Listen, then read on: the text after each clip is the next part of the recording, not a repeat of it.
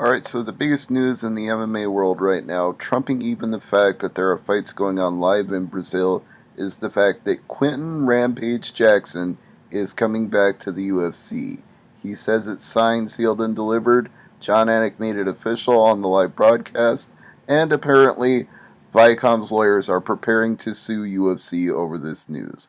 Although, from the Rampage side, what we're getting on Twitter is that they're in violation of the contract for not delivering on a reality show they promised Rampage and some pay-per-views, which they really weren't able to do many of. So we'll see if Rampage has the breach of contract that he claims, but the Viacom lawyers for Bellator are not going to let him go to UFC without a fight because, in their view, he's still under contract.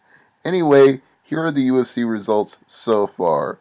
Vitor Miranda beat Jake Collier with a head kick at 4:59 of the first round, and Collier was winning the whole round pretty much up to that point, so hell of a finish there by Miranda.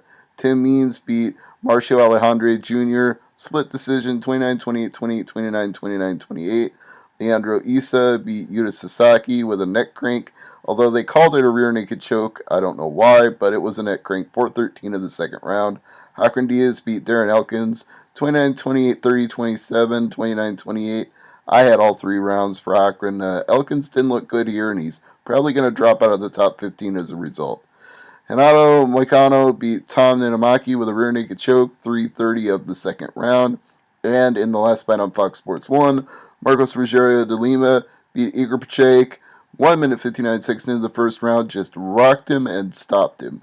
That moved us to the main card, and what we've seen so far is Daniel Sarafian winning over Antonio dos Santos Jr. Unfortunately, it was a dislocated finger that caused Dos Santos to wave off the fight. Not sure he thought about that one clearly, but when you hold up your hand like this, that means you don't want to fight anymore, so he should have known better. He tried to pop it back in, referee wasn't having it. Erick Silva defeated Mike Rhodes with a technical submission, arm triangle choke.